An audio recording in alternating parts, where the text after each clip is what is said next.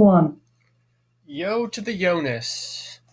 We're back again. Chromebook, SVG, no, well, yeah, SVG, Pomodoro Clock, Progress, CSS, Tweak Master, Materialize Framework, um, Free Code Camp rules. So the thing was, um,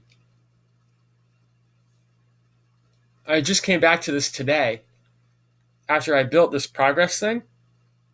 I didn't know about it at the time that I built this Pomodoro Clock maybe 2 weeks ago. Um,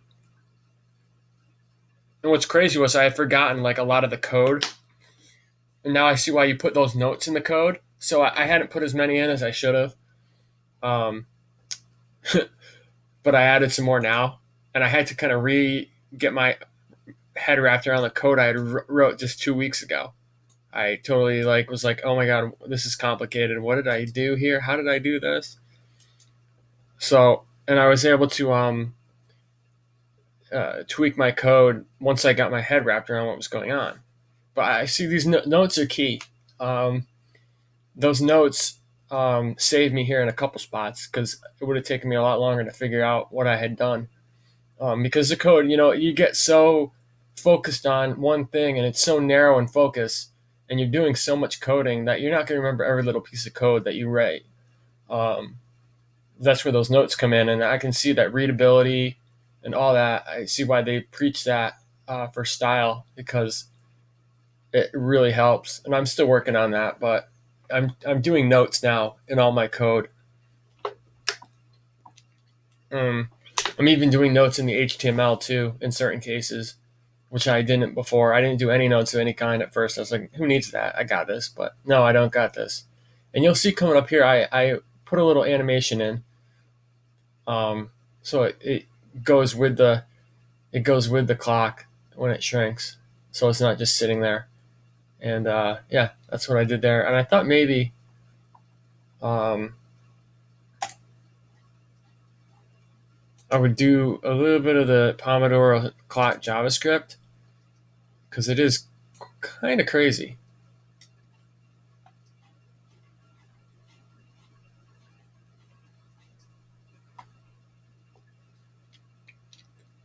So I've got a big note up here.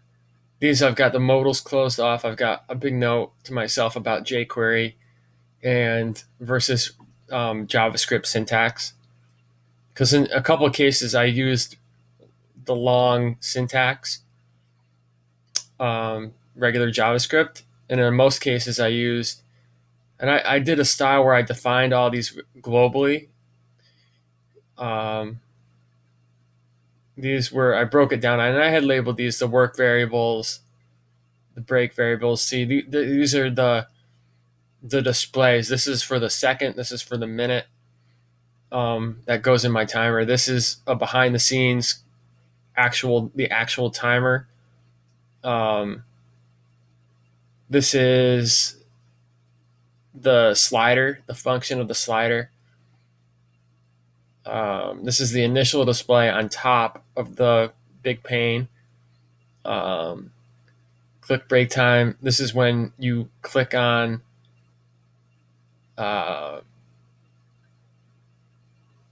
I believe this is when you click on the little icon and move it around.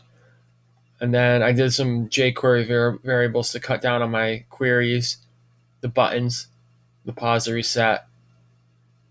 Um, and then the displays on the clock. And within the displays, that's where these variables come in within the displays. But I declared them all in the global scope so I could access them from all my little functions. And then these have to do with the clock, the outer clock, and each hand has its own variable. Then the progress ball, I did twice. I did the ID of the progress ball, and then I also did the element, which helped me use the add class. It wouldn't let me do it wouldn't let me do a jQuery add class just defined as a regular JavaScript. Then these are the audio files that I didn't put in.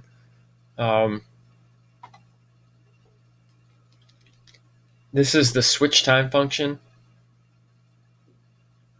for when this gets called when the work time equals 0.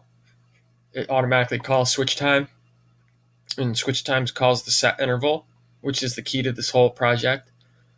But let's kind of go through from the beginning chronologically here. So a user comes in, and everything's disabled stock. User comes in, and we have an on change of A, and up there A is defined as, I could make this a better variable name, but A is the slider, the input, the slider for the work time. And then I have the conditional here. If A.value and B.value are both greater than 0, the button, the class disabled comes off the button.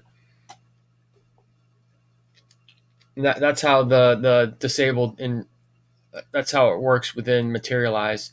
You get a class of disabled, as opposed to a attribute. It's an actual class in Materialize.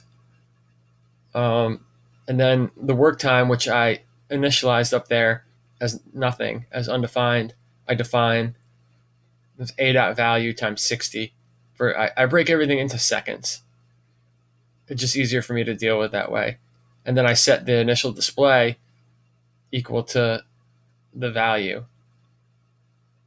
So behind the scenes, it gets multiplied into seconds. On the little green piece on top,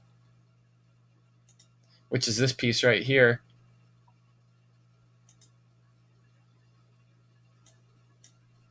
it follows along the slider like that.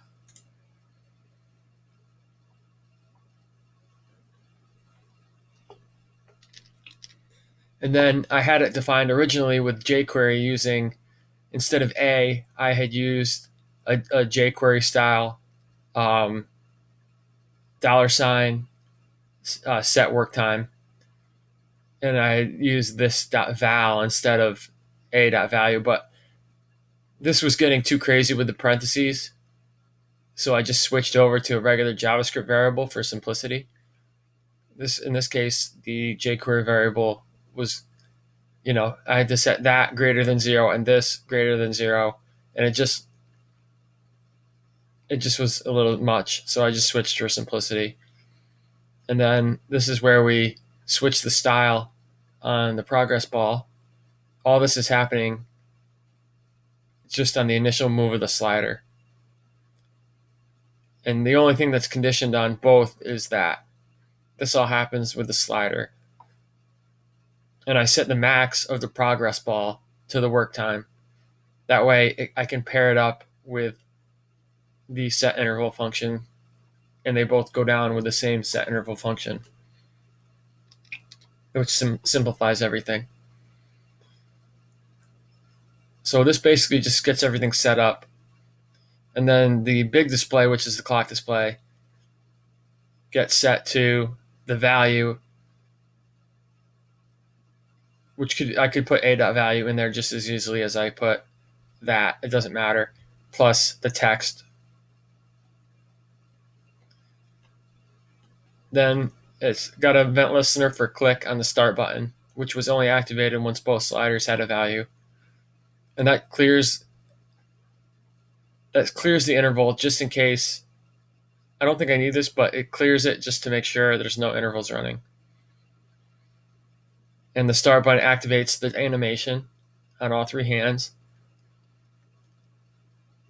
And it disables both sliders.